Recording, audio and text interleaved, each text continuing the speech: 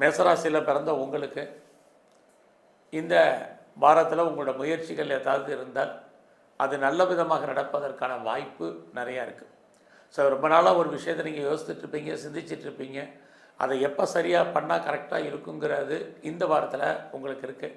நம்ம எல்லோருக்கும் தேவை வெற்றி, சக்ஸஸ். ஸோ அந்த சக்ஸஸ் உங்களுக்கு இந்த வாரத்தில் நீங்கள் எடுக்கக்கூடிய காரியத்தில் நடப்பதற்கான வாய்ப்பு நிறையா இருக்குது.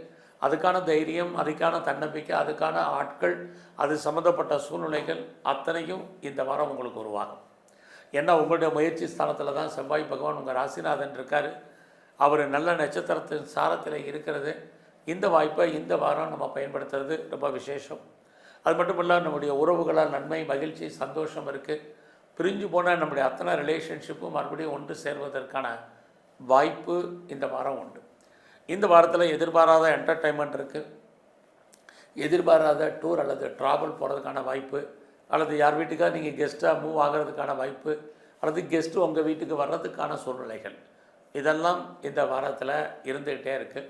ஸோ இந்த வாரத்தில் பொருளாதார சூழ்நிலைகள், ஃபினான்சியலாக என்ன அப்படின்னு பார்க்குறபோது வருமானம் உங்களுக்கு இருக்குது. வழக்கம் போல் மேச ராசிக்கு சனி பகவான் உங்களுடைய ராசிக்கு 12 இருக்கிறது.